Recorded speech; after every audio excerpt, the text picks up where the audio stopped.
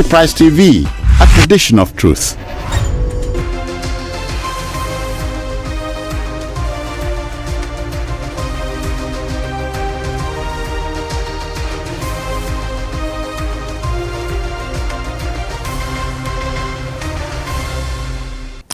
Right, to our viewers in Lagos and around the world, I welcome you to Enterprise Morning on Enterprise TV. I am Henry Igwebike. We will serve you the headlines from the national dailies right away, and thereafter begin our main conversation. Please do well to visit us on our website at www.enterprisetv.news, and also do well to follow us on all our social media platforms at Enterprise TV7, and also subscribe to our YouTube channel at Enterprise TV7. We'll go to what our dailies have for us today, but before doing that, I have in the studios to make sense of our newspaper review. Today is Mr. Olusegun Okunade. He is a public affairs analyst and a chartered accountant. You're welcome to Enterprise Morning today, sir. Good morning, Henry, and good morning to all our viewers this morning. Great to be here. Thank you. And I think we're just saying the first time this year. Yes, Happy New Year to you, sir. Yeah, I'm sure we'll be getting that throughout this month. Exactly. Yeah. Exactly. You're welcome to our studios today. So let's quickly go to what our newspapers have for us today, and was kicking off with the Nigerian Tribune. And the big story there says, better Edu, Tinubu directs a probe. And the writer there says, as alleged financial scandal rocks Humanitarian Affairs Ministry, PDP demands ministers sack. Edu contravene the ICPC public service rules of Falana. And on the bottom slip of the newspaper, we have Emefiele, banks to face probe over Forex deals, a probe to cover 9-year period. And on the top slip of the same newspaper, we have PDP G5 will support Tinubu in 2027, autumn says. And also on the same newspaper, we have CBN disburses additional $61.4 million FX backlog to foreign airlines, and Nigeria boosts OPEC December crude oil production by extra of 50,000 barrels per day. And Mr. Olusegun, I would love us to talk about a bit on this Emefiele's case. Let's start from there. You know, the bank to face probe over Forex deals. Now, it's been a recurrent issue on the front burner on different media space in Nigeria. And the big question there is, how or when can we have a lasting solution to all of these things? Yeah, thank you very much, Henry. And I have this to say that I don't think we will be having a clearer picture or a lasting solution to some of those things. You ask me, why is this happening at this point in time? Is that our system is weak and our institution is weak. And most of the time, those that are even found culpable of doing certain things that are against the economic growth are not being punished. We have probed in, year out, month after every month, of different individuals, and you ask yourself, how many of them have they been able to punish? So what this has done is that years back, certain set of people committed misappropriation of funds, and what we've heard is plea bargaining and some other thing, and we see them moving around the streets without having any punishment. Because you always hear the story, it's an allegation. An allegation will be there, they will take them to the court, and won't hear anything.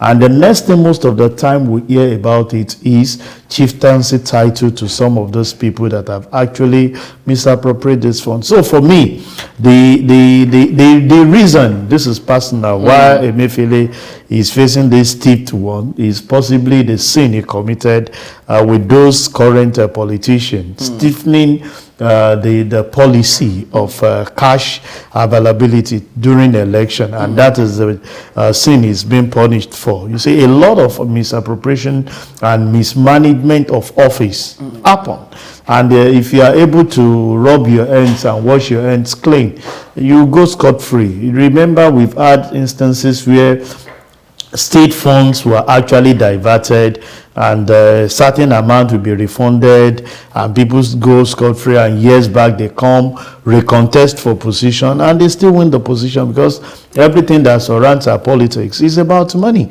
So how much are you able to earmark for yourself for the future for you to grant it? So for me, area where I feel the government needs to work on, and it's not just government alone, even for each and every one of us, is to build strong system, strong institution in such a way that the system corrects the anomalies of some of the doings of this individual. Now, let's see, if you talk about building a strong system, let's look at it from your area of experience. That's accounting and all. What strong system do you think in that sector should be built? For every organization, there is internal control in that system. You ask yourself, how much are they doing to verify issues? If you go to corporate organization, the managing director do not just give express approval without the input of the internal auditor, who definitely check there, because it's like the eyes of the board to make sure that the SSCs of the, even though it's part of the management team, but the SSCs of the top management are checked to make sure that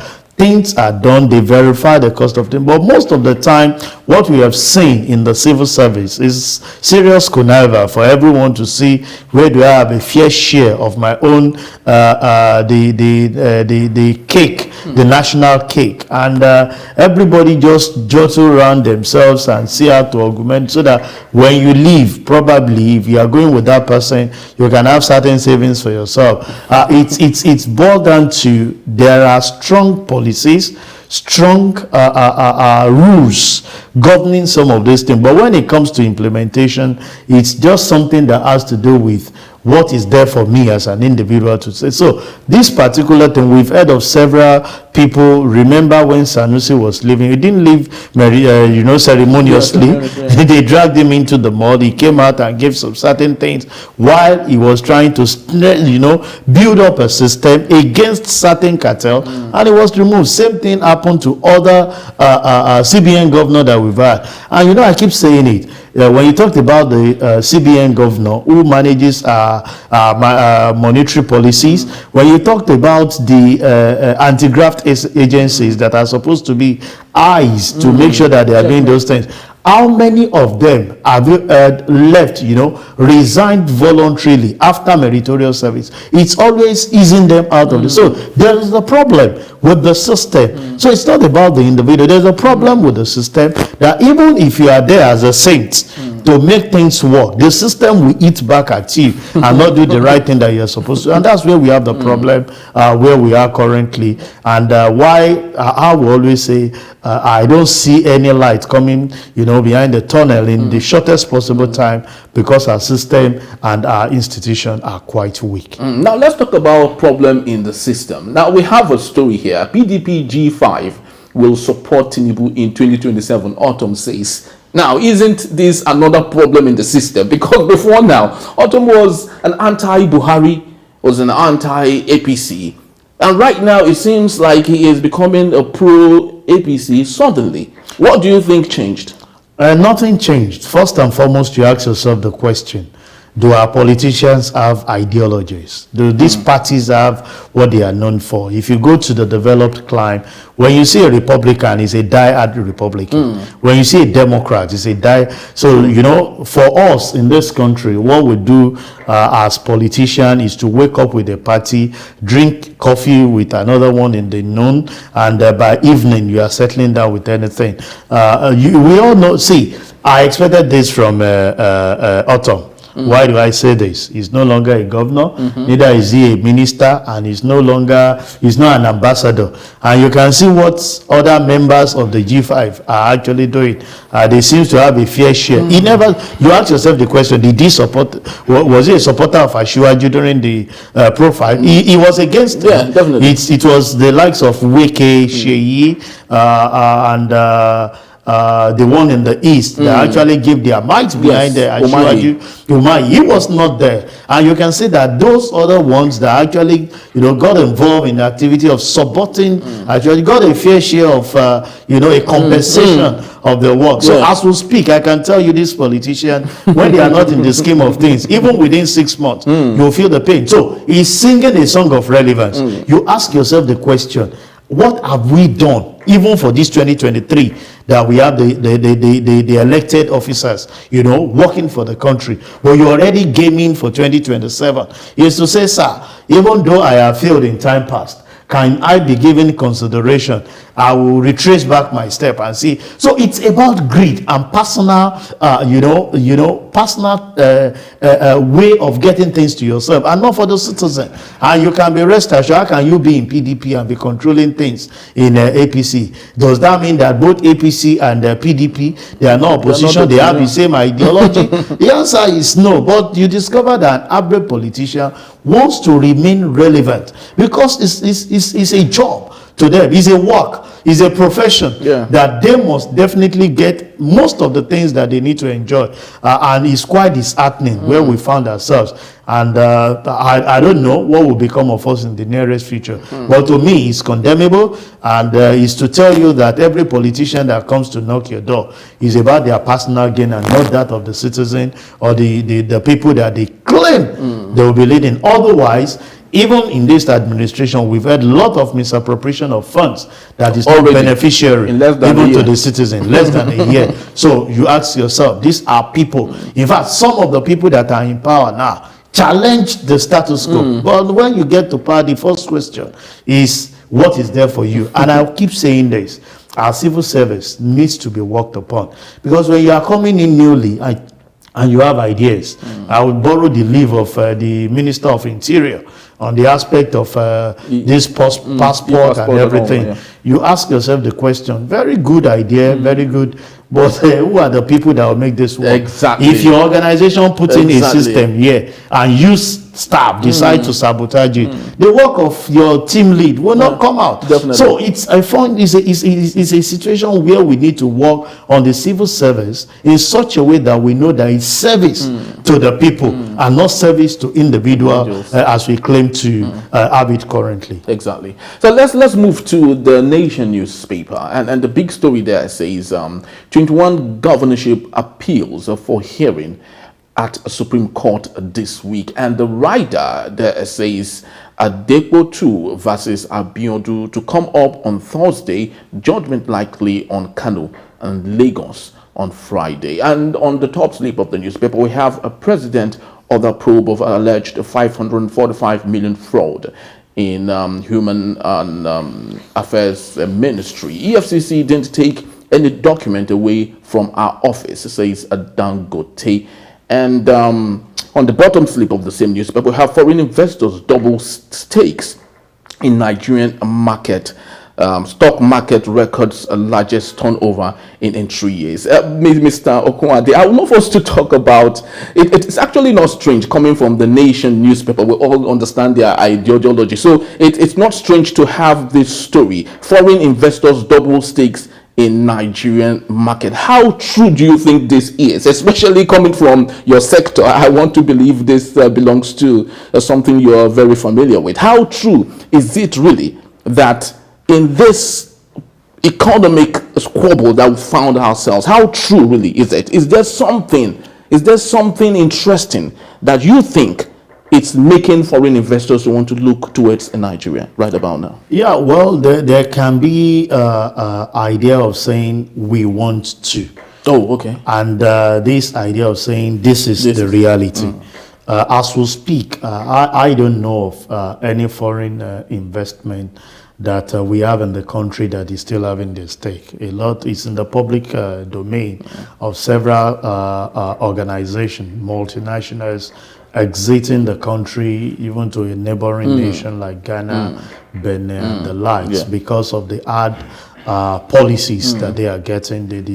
There are several, I won't want to mention names, that have attributed their exit to foreign exchange non-availability of foreign exchange that has hyped or increased their cost of production, making their product, not competitive, with what is being brought from outside the shore of the country.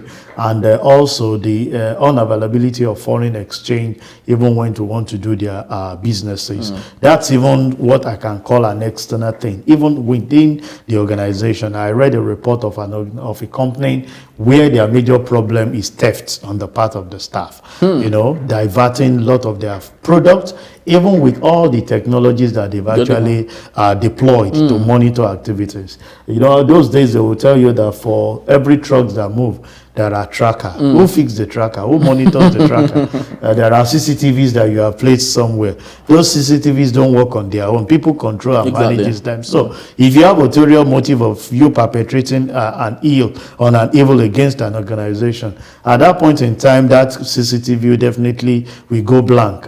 Somebody installed it, and it's a matter of negotiation. And that's what we've seen. Most of the time, because of the greed of individual, what I'm going to make, what I'm going to benefit, what I'm going to enjoy now, makes them to even kill the organization that is feeding them. And that on its own had its effect on the majority of the organization. You see a lot of people at the helm of affair, the management team, and all they are after is what I'm able to get for myself. You ask yourself, most of the time I say, okay, even if you take this money unlawfully, do you reinvest it back into the country? The answer is no. A lot of people will work in a particular sector. After, let me say, even 5, 6, 7 years, you discover that they cannot even perform in the sector that they have worked for over 30 years. I've seen people work in the health sector and end up in such a way that they will go ahead and be settling up a pure water factory. What is the correlation of somebody who worked as a doctor for 30 years and cannot even set up an organization that he has actually practiced for those years? So you discover that because they themselves, while they are there, killed the system because of the personal greed, they cannot go. So for me, I don't see and I don't know. All I've heard is that the president has actually gone out to woo so many of the foreign companies to come and have businesses that will have the enabling environment. But you ask yourself, if I need to invest in a particular country, I am going to do something, maybe because I'm an accountant, ask question on the existing, organization, how they are faring. It's the success of those other things that attract me. And I keep saying, you see, you need not to announce your successes if it's out there. If this organization is juicy, I can tell you that you don't need to invite people to come and submit CV. They will come on daily basis to be dropping CV. Because what are the things that they will see? The staff welfare. They can see that there is growth, even with the people that are working in that organization. Why do you think that those days people want to go to Chevron, even when they are not even asking people to submit CV? They want to do that because they can see the dividend of working in those multinational and so other organizations. But there are some companies that will even set out, vacancies. And people will say, no, I can never work here. So it's applicable to even our country. When you have the good works being done, those that are currently carrying out businesses in the country will be the one to share the success story of how it's going. Do you want to talk about the cost of operation in terms of power in this nation? It's nowhere to be found. Most businesses are crumbling, even when you intend to go on alternative power supply. I'm sure you know the cost of product like solar. It's not easy to come by. It's a wild investment. I'm sure people will ask Sterling the level of investment they have with that their solar system built around their office. It's not about that investment alone. You ask yourself the maintenance culture. How do you sustain that particular thing when you have individuals that all they are after is that let this thing go spoil so that I can let's spoil it so that we can raise other funds for us to be. It's in the private sector, it's in the public sector, until we have reorientation of our ideals, our ideas, knowing fully well that earmarking wealth today does not sustain you even for the future. We've had a lot of people that are high and mighty in this nation. Today, they are not relevant. Exactly. Because any funds you keep somewhere, not rolling over or investing it in people, you can't go nowhere. Exactly. But you see a lot of people that will invest in individual, even with the funds that they have. And when they cease to be no more, you will see that those culture, those organizations outliving them. Exactly. You know, because of the culture that they have actually incorporated into it. So for me, I don't know where they are getting it for. Let's leave that. But you know, at times even the NBS Bureau of Statistics come out with some certain statistics that will ask ourselves the question: can we have the underlying factor of where you are getting those things from, so that at least, but in reality, this is not what we have, and I don't think is what I have not heard about. You see, when you have foreign direct investment coming to the country, it's simple. You will see the recruitment process initiating. It's so very clear. You know, as far as I'm concerned, I can see a lot of buildings, you know, coming up on Lagos Ibadan Expressway each time I travel. But I ask myself, how many of them are operational? If that's an area where we're looking into, I'm sure it will impact on capital development, where people will be able to say that, this is an opening, this is an organization. It will even impact on we in the media space, because people want to promote their product and some other thing. But I can tell you that a lot of media houses are struggling even to get adverts, because they will tell you that our product will speak for us. We cannot actually afford what they are doing. But those days is something that comes freely.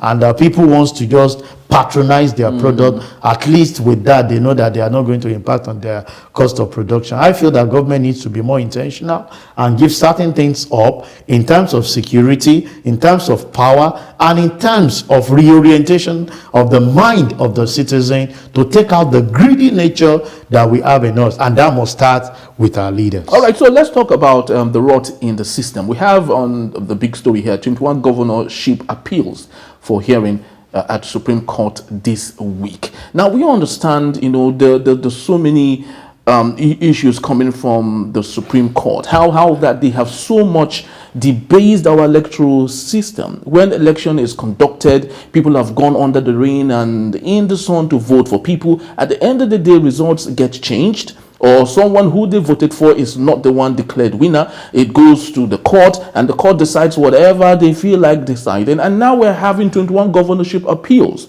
hearing at the Supreme Court this week. Tell me, what is the dent in all of this to democracy in Nigeria? Yeah, I'm sure you know, because we are in democracy, the three arms of government are supposed to be independent. But you ask yourself, what is the level of independency of the judiciary arm? The head of judiciary is at par with the head of the executive, if you ask me, because they are supposed to work independently. But I will still have this to say that I think the major reason why people like us, they never studied law, is the complexity of that particular profession. If you steal something today and you're able to explain to your lawyer, there are lacunas in the law to defend your acts that you have done. All they need to do is to look at the lapses on the part of the party that is actually tending the case and fault it with the law, existing law that is out there. So most of the time, I always pick up on my learned friends, you know, the likes of Jide, Tunji, that at what point do we get it right? You know, for me, I keep telling individuals, those that misappropriate our funds, I don't think it's something that we need to take them to judiciary court or anything. Once it's established, rather than play bargaining, capital punishment. But you know, we have these words in law, alleged, until he's proven guilty, he's still found innocent. And the person will be walking around the street, spending the money, you know, to even buy the people that he needs to buy over there. When it's been established that somebody entered with just one building and is having 20 buildings, and you know what his take home is as a person, you know, as a government official. So for me, having those cases there, a lot of surprises to see from it, but most of the time, those presenting the cases before the judges may not have, you know, those concrete evidence. It seems to be more on emotion. Pardon me. When you have the fact, I will give you a practical example of the lady in Kogi the senator that won. When you have your facts with you, you don't need to win the emotion of the people. And you don't even need to make noise. True. When you have your facts out there, that's part of the things that I tell individual. Gather your fact, establish it. Natasha, what do they call her name? Won our case, with facts. It's not emotion. In fact, most people were not hearing the noise of that particular. But don't you think? Don't you think the reason why it swayed towards her side was because Remi Tinubu intervened? There was this. She even congratulated her for intervening. Yes, it's very true. She has all her facts. But what I'm basically picking at is the true independence of our judiciary. As we speak, I doubt if they have that independence. And also, I want to put to those that are actually presenting their cases to study it. You see, always put yourself on the other side. If I'm presenting a case against you, all I should be doing is not the case I'm presenting. What is the loophole? If I am the one engaged to defend, this case against it, so what are the loopholes? You should be able to have within your team, that will not just concentrate on the fact you are presenting, but to block the loophole that the other party will be saying, so that you already addressed that. So when they pick a step, you already are aware of, okay, because you all learn the same course, it's the same law, you already know that, okay, this is where they will come after, or this is where they will come out. You already prepare for it and present. So as you are presenting it, you destabilize them of the way to go. But most of the time, you present your case, those one comes out, counter it, and you start struggling on how to overcome the counter case that they've presented against you. These are issues. For me, the 21 cases in court is as good as being won by whosoever that is defending their rights, as far as this election process is concerned. And it still speaks to what I started with,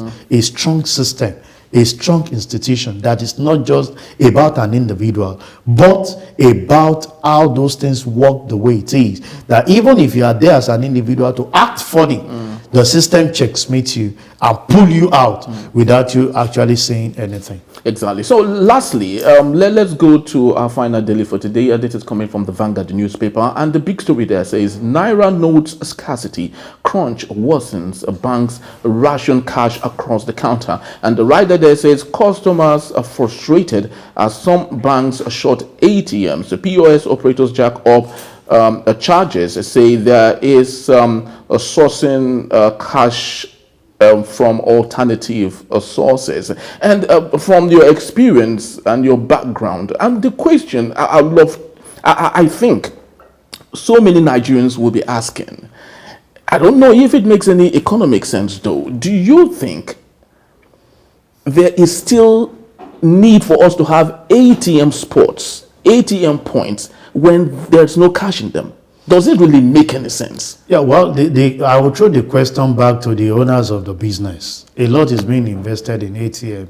And, there are certain policies you put in place that outlive itself.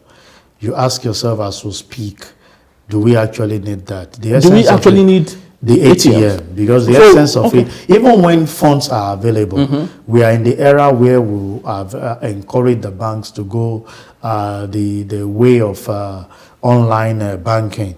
You discourage people to say cashless policy, and you are setting up big branches, with ATM to do what? You see, even though I know ATM is used for multi-functional purpose, you can withdraw cash, you can transfer, you can pay your bills and some other things.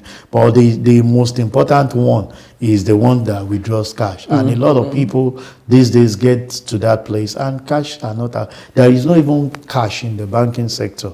And I keep saying this, that the regulators, which is CBN, know where the problem lies. They are just shying away from it. A lot of these funds, I'm sure during December period, you saw the way cash are being thrown out, at the face of individual. New note for that matter, that is not available, where people are even dishing out bundles. How many of the law enforcement agency are able? Those days while we were growing up, they spray pieces on you, at party. These days, they don't spray pieces, they spray bundle, packets, at you. And they are not old notes, they are new notes. Exactly. You ask yourself, are those things being printed by the people that are spraying? No, the answer is no. They got access, to it. It's about system failure. And aside that, even the old currency that we have, a lot of big politicians, and this is being done with the support of a bank manager. Henry, I can tell you, if you're a big person that has over 100 million in your account, you cannot tell me that there is cash because the branch manager will call you himself. Good morning, sir. Do you need Henry, I'm sure you will need some cash for yourself, and they will definitely send one of the marketers to bring the cash for you at the detriment of those that have 10,000, 20,000 that they really want to have access to grow their business. So for me, I feel the thing we should be concentrating more is how do we solidify the aspect of our e-payment platform in such a way that we minimize hackers and people are enlightened. Can trust the system. They can trust the system. I always tell every individual, since December I've not been spending cash. I do as low as 500. I'll do the transfer to you. Maybe they will charge me 15 naira. At least I don't mind, because it doesn't make logical sense for me to go to POS and wants to collect 5,000. Then you can pay 300 naira on me. The last time I make withdrawal of 20,000 that took me over a month, I pay 1,200. And as accountant, I ask myself, what is the book value of that money? Is it 20,000 or 21,200? So at that point, if I have to give you 20,000, I'm no longer giving you 20,000 in my book. If I must give you that cash, I'm actually giving you 21,200 naira. So you discover that it's more economical for me to do transfer, and it assists me, maybe as a financial person, to keep track of my activities as I'm dishing out the money, to actually monitor the activities weekly. So I want a situation where the regulators will be able to put more attention to e-platform and build the confidence of the people, punish people that are actually giving fake alert even when transactions has not been done. And I think that way, because the cost of printing even those currency are not there, mutilating it is another thing where people are keeping it. So when you don't even touch it, you don't blame yourself because you must still carry on your transaction. Exactly. That's exactly, it's spot on. And this is just about the time we have on our newspaper reviews today. I'd love to say a big thank you to my guest, Olusegun Okunade. Thank you so very much, sir, for being part of our Enterprise newspaper reviews today. Thank you very much, Henry, for having me. And I wish our viewers the best of the day and the best of the week. Thank you so very much, sir. So when we return, better Edu, Tinubu vows sanction as anger grows over 585 million naira a scandal. In a bit, please don't go anywhere.